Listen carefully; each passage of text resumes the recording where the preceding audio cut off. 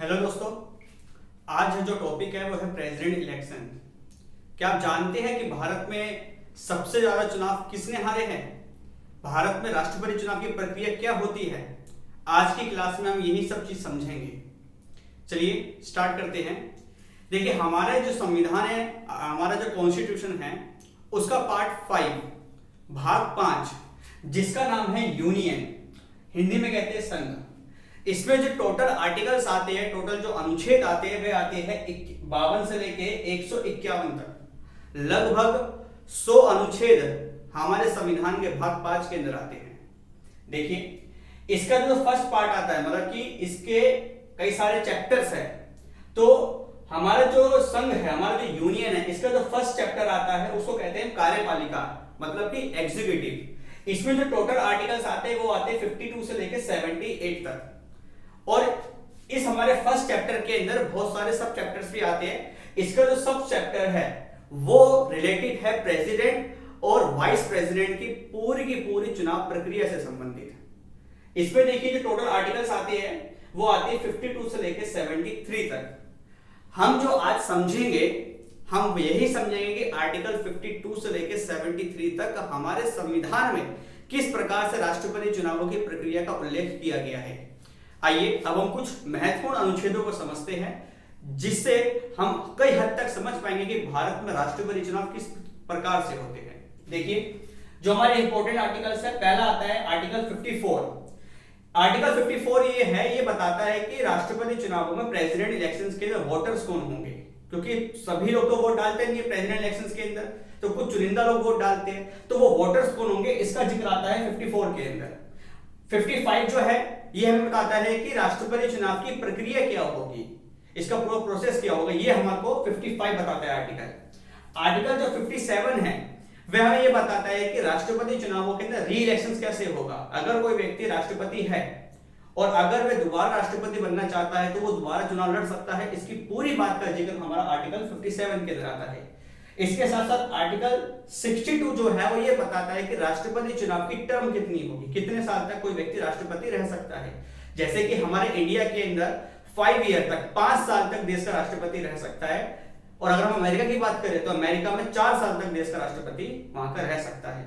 और साथ साथ में राष्ट्रपति का चुनाव कब तक हो जाना चाहिए, कब तक उसकी प्रक्रिया पूरी हो जाए, ये पूरा जिक्र हमारा आता है आर्टिकल 62 तक। देखिए, 1977 में जब हमारे भारत के नीलम संजीव रेड्डी राष्ट्रपति बने थे तो उन्होंने 25 जुलाई को राष्ट्रपति पद की शपथ ली थी। तभी से एक ये प्रक्रिया बनती आई है कि हमारा जो नया राष्ट्रपति होता है वो 25 जुलाई तक आ जाना चाहिए। तो 25 जुलाई से पहले पहले पूरी प्रक्रिया संपन्न हो जाए। ठीक है, इसके बाद जो आर्टिकल 71 है ये हमें ये बताता है कि अगर राष्ट्रपति इलेक्शंस में, प्रेसिडेंट इलेक्शंस में कोई डिस्प्यूट हो जाए, कोई विवाद हो जाए, तो उसका समाधान किस प्रकार से हो। जैसे कि मैं आपको एग्जांपल देता हूं कि सपोज दैट कि अगर देश में राष्ट्रपति चुनाव हो रहे हैं और उस समय किसी राज्य की विधानसभा ही भंग है, विधानसभा ही अस्तित्व में नहीं है, तो क्या ऐसे समय में राष्ट्रपति चुनाव हो सकते हैं या नहीं हो सकते। तो इस पूरी बात का जिक्र हमारा आर्टिकल 71 में आता है। अभी जो मैंने आपको एग्जांपल दिया है, इसका सॉल्यूशन जो है वो आर्टिकल 71 के क्लॉज नंबर 4 में दिया गया है। इसमें बताया गया है कि राष्ट्रपति चुनाव अगर हो रहे हो तो अगर किसी स्टेट की असेंबली हो या ना हो, कोई वोटर हो, कोई सांसद हो या ना हो, उससे कोई मतलब नहीं है, राष्ट्रपति चुनाव बिल्कुल भी रुकेगा नहीं। तो ये हमारे कुछ इंपॉर्टेंट आर्टिकल्स है, हम इसके ऊपर आने वाले पार्ट्स में हम डिस्कस करेंगे बेसिकली। लेकिन अभी मैंने आपको संकेत कर दिया, संकेत दे दिया कि भैया 54 में, 55 में, 57 में, 62 में, 71 में किन किन बातों का जिक्र किया गया है। देखिए, भारत में जितने भी चुनाव होते हैं, जितने भी इलेक्शंस होते हैं, वे होते हैं representation of people act 1950 and 1951। Bharat में तमाम इलेक्शंस इसी एक्ट के थ्रू होते हैं। लेकिन जो प्रेसिडेंट का इलेक्शन था वह एक यूनिक इलेक्शन है और वह इनडायरेक्ट मेथड से होता है, इसलिए उसके लिए हमारे को एक एक्ट भी चाहिए था। इसलिए जो प्रेसिडेंट का इलेक्शन होता है वह होता है प्रेसिडेंशियल इलेक्शन एक्ट 1952। देखिए, आर्टिकल 71 के थ्रू, यहां पे मैंने लिखा है आर्टिकल 71 के थ्रू हमारी जो कंट्री की पार्लियामेंट है वह राष्ट्रपति चुनावों के लिए एक विधि पारित कर सकती है। और 1952 के अंदर हमारे पार्लियामेंट ने एक विधि पारित की थी जिसको बोलते हैं प्रेसिडेंशियल इलेक्शन एक्ट 1952। भारत में जो राष्ट्रपति चुनाव होते हैं वह इसी एक्ट के थ्रू या इसी एक्ट के माध्यम से किए जाते हैं।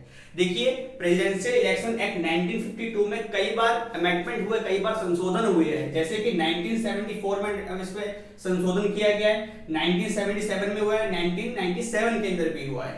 देखिए, पहले क्या होता था कि प्रेसिडेंट इलेक्शन लड़ना बड़ा आसान होता था। इसमें मतलब क्या, जैसे कि प्रेसिडेंट इलेक्शंस के अंदर जो वोटर्स है, अगर आप 4 वोटर्स को जानते हो तो आप आराम से अपना नामांकन, कोई भी व्यक्ति या कोई भी कैंडिडेट अपना नामांकन राष्ट्रपति चुनावों में कर सकता है। जैसे कि क्या 1952 से लेकर 1974 तक ये पॉलिसी हमारे इंडिया के अंदर थी। जैसे 2 लोग चाहिए हमारे को प्रपोजल करने के लिए और 2 लोग चाहिए हमारे को अप्रूवल करने के लिए राष्ट्रपति चुनावों के अंदर, मतलब कि 2 ऐसे लोग जो प्रस्तावक हो। कौन वो लोग? जो राष्ट्रपति चुनावों के अंदर वोटर्स हो, और 2 ऐसे लोग जो हमारे नाम का अनुमोदन करें। टोटल अगर आप 4 लोगों को जानते हैं तो आप देश में राष्ट्रपति चुनाव लड़ सकते हैं निसंकोच। लेकिन ऐसे में हुआ क्या? ऐसे में इस कानून का बड़े पैमाने पर मिसयूज हुआ। कई सारे ऐसे नॉन सीरियस कैंडिडेट्स थे जो इलेक्शंस लड़े और लगातार हारते गए। पहले 4 इलेक्शंस के अंदर 1952, 1957, 1962 एंड 1967 के अंदर एक व्यक्ति थे जिनका नाम था चौधरी हरिराम। वे चारों बार इलेक्शंस लड़े और चारों बार वे हारे। और जब 1967 में जब वे इलेक्शंस लड़े तो उनको एक भी वोट नहीं मिला।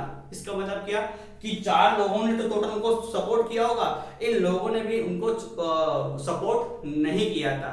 तो और 1967 के इलेक्शंस के अंदर हुआ क्या? टोटल 17 कैंडिडेट्स खड़े हुए थे इलेक्शंस के अंदर, जिसमें से ऐसे 9 कैंडिडेट्स थे जिनको एक भी वोट नहीं मिला। तो इतना ज्यादा यहाँ पे एक डिस्प्यूट बना हुआ था प्रेसिडेंट इलेक्शंस को लेके। इसलिए क्या कर दिया गया, थोड़ी इसमें सिंसियरिटी आए, थोड़ा ये सीरियस हो, और जो सीरियस कैंडिडेट है सिर्फ वही नामांकन करे। इसलिए हमने 1974 के अंदर प्रेसिडेंशियल इलेक्शन एक्ट 1952 में अमेंडमेंट कर दिया। अब क्या हुआ, इसके थ्रू हमने ये कहा कि अब हमारे को 2 नहीं, अब हमारे को 10 लोग चाहिए। मतलब कि 10 लोग ऐसे जो हमारे को प्रपोजल करे और 10 ऐसे लोग जो हमारे को अप्रूवल करे।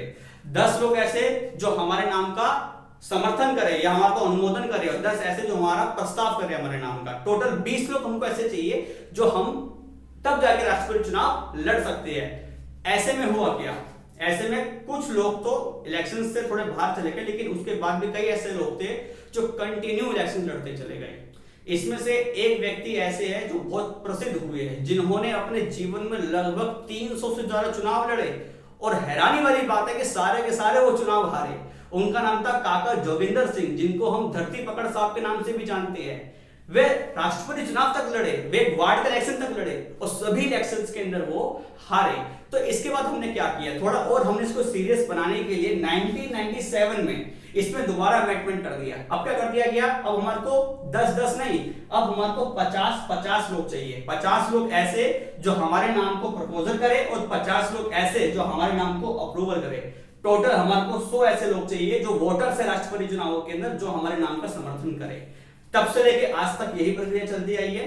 तो इस प्रकार से हमारे प्रेसिडेंशियल इलेक्शन एक्ट 1952 में कई बार संशोधन करने को देखने में आया है। साथ साथ में जो हमारे राष्ट्रपति चुनाव होते हैं उसके लिए रूल 1974 भी हमारे देश के अंदर है। इसके थ्रू भी कुछ ऐसे पार्ट्स हैं जो राष्ट्रपति चुनावों के अंदर काम आती है। तो इस प्रकार से हमारे ये सारी चीजें राष्ट्रपति चुनाव से संबंधित रही थी। अब हम ये समझते हैं कि राष्ट्रपति चुनाव किन किन माध्यम से होते हैं, मतलब कि संकेत मैं आपको दूंगा भी कि क्या क्या चीजें राष्ट्रपति चुनावों के अंदर यूज होती है, और उसके बाद जब नेक्स्ट पार्ट आएगा तो उसमें हम विस्तार से इस पर चर्चा करेंगे। तो आइए अब हम संकेत के ऊपर चलते हैं कि राष्ट्रपति चुनाव में क्या क्या चीजें हमारे को यूजफुल होती है। देखिए, ये हमारे बेसिकली संकेत है प्रेसिडेंट इलेक्शंस की पॉइंट, कि हमारे भारत में राष्ट्रपति चुनावों के की पॉइंट्स क्या क्या उसमें यूज होते हैं। देखिए, फर्स्ट ऑफ ऑल सबसे पहले इसमें जो आता है वह आता है इनडायरेक्ट इलेक्शंस। प्रेसिडेंट इलेक्शन जो है हमारे भारत का, वो डायरेक्ट इलेक्शंस नहीं है, वो इनडायरेक्ट इलेक्शंस के अंदर आता है, अप्रत्यक्ष चुनाव मेथड के अंदर वो आता है। तो इसका मतलब सीधा संबंध इसका ये हुआ कि ये प्रत्यक्ष नहीं है। साथ साथ में इलेक्टोरल कॉलेज, इसे कहते हैं निर्वाचक मंडल या निर्वाचक गण। इलेक्टोरल कॉलेज के अंदर वे लोग आते हैं जो वोटर्स होते हैं, जो राष्ट्रपति चुनावों के अंदर वोट डाल सकते हैं, क्योंकि पब्लिक तो वोट डालती नहीं है, क्योंकि इनडायरेक्ट इलेक्शंस है। डायरेक्ट होते तो पब्लिक वोट डालती। तो इलेक्टोरल कॉलेज के अंदर कौन कौन वोटर्स आते हैं, तो लोकसभा प्लस राज्यसभा प्लस विधानसभा, मतलब कि लोकसभा, राज्यसभा और हमारी स्टेट असेंबली के निर्वाचित सदस्य, नॉमिनेट नहीं, जो चुनाव लड़कर आए हैं वही राष्ट्रपति चुनावों के अंदर वोट डाल सकते और वही लोग इलेक्टोरल कॉलेज के अंदर होते हैं। हमें पता है कि जो लोकसभा के अंदर दो ऐसे मेंबर्स होते हैं जो एंग्लो इंडियंस होते हैं, जिनको नॉमिनेट या जिनको अपॉइंट प्रेसिडेंट करता है, तो वो वोटर नहीं होता। साथ साथ में राज्यसभा के अंदर जो 12 लोग होते हैं, 12 मेंबर्स, जिनको प्रेसिडेंट अपॉइंट करता है, वे लोग भी इलेक्टोरल कॉलेज के अंदर नहीं होते हैं। और साथ साथ में जो हमारी स्टेट असेंबली होती है, विधानसभा होती है, इसके अंदर भी जो लोग नॉमिनेट है या अपॉइंट किए गए हैं गवर्नर के थ्रू, वे इसमें इलेक्टोरल कॉलेज के अंदर मेंबर होते नहीं है, मतलब कि वे लोग राष्ट्रपति चुनाव में वोट डाल सकते नहीं है। तो पहला हमारा की पॉइंट ये हुआ कि ये इनडायरेक्ट मेथड है, डायरेक्ट नहीं है, और साथ साथ में इलेक्टोरल कॉलेज इसके अंदर बनता है और ये लोग हमारे प्रेसिडेंट इलेक्शन के अंदर वोट डाल सकते हैं। देखिए सेकंड क्या आता है, सेकंड की पॉइंट क्या आता है, वो आता है प्रोपोर्शनल रिप्रेजेंटेशन सिस्टम। भारत में जो राष्ट्रपति चुनाव होता है वे होता है अनुपातिक प्रतिनिधित्व व्यवस्था के माध्यम से। ये क्या व्यवस्था है, क्या सिस्टम है, इसको हम विस्तार से समझेंगे आने वाले कुछ पार्टों के अंदर। तो अभी मैं आपको संकेत करके छोड़ रहा हूं यहाँ पर कि इस प्रकार से यहाँ पर राष्ट्रपति चुनाव इस मेथड से भी होते हैं। और अगर ये प्रोपोर्शनल रिप्रेजेंटेशन सिस्टम है तो इसका मतलब क्या हुआ कि ये the first past the post system नहीं है। First past the post system के लिए कई सारे हिंदी के अंदर अर्थ हमको निकल के सामने आते हैं। सामान्यतः हम नॉर्मल समझ सकते हैं कि जो सबसे आगे वही जीता, नहीं तो इसे प्रथम खंबा पार प्रणाली भी कहते हैं, अनेक अनेक नामों से जानते हैं हिंदी के अंदर। तो इसका आप सेकंड की पॉइंट समझिए कि ये जो इलेक्शन है first past the post system नहीं है, ये प्रोपोर्शनल रिप्रेजेंटेशन एक्ट या सिस्टम के माध्यम से हम जानते हैं। साथ साथ में तीसरा की पॉइंट है वो ये है कि सिंगल ट्रांसफरेबल वोट सिस्टम है हमारे देश का राष्ट्रपति चुनाव। भारत में राष्ट्रपति जो चुनाव होता है वे एकल हस्तांतरणीय वोट प्रणाली के माध्यम से होता है। ये है क्या, इसको हम विस्तार से चर्चा करेंगे, अभी मैं संकेत दे रहा हूं आपको, ठीक है। और इसका सीधा संबंध आर्टिकल 55 के साथ जुड़ा हुआ है, ठीक है। साथ साथ में हमारा एक और जो की पॉइंट है वो आता है फेडरल प्रिंसिपल, संघात्मक सिद्धांत। भारत में राष्ट्रपति चुनावों के लिए फेडरल प्रिंसिपल का प्रयोग किया गया है। इसमें यह ध्यान रखा गया है कि जो भूमिका राष्ट्रपति चुनावों के अंदर केंद्र की है, सेंटर की है, सेम वही भूमिका स्टेट की भी होनी चाहिए। इसमें बैलेंसिंग होना चाहिए एक तरीके से। फेडरल सिस्टम को हमारे भारत में राष्ट्रपति चुनावों के अंदर स्वीकार किया गया है। तो ये रहे हमारे प्रेसिडेंट इलेक्शन के कुछ की पॉइंट्स। आने वाले कुछ पार्ट्स के अंदर हम ढंग से इस बारे में समझेंगे कि किस तरीके से इनडायरेक्ट मेथड होता है, कहां-कहां में इसका जिक्र होता है, कहां-कहां में ये यूज होता है, साथ साथ में कहां-कहां पर हमारा प्रोपोर्शनल जो रिप्रेजेंटेशन सिस्टम है वो कहां यूज होता है, सिंगल ट्रांसफरेबल वोट सिस्टम क्या होता है, फेडरल प्रिंसिपल क्या होता है, और बाकी जो इसके संदर्भ है राष्ट्रपति चुनाव के अंदर हम आने वाले कुछ पार्ट के अंदर समझेंगे। तो आज के लिए हमारी बात यहाँ पर पूरी होती है। तो बने रहिए हमारे साथ और अपना ध्यान रखिए। Stay home, stay safe.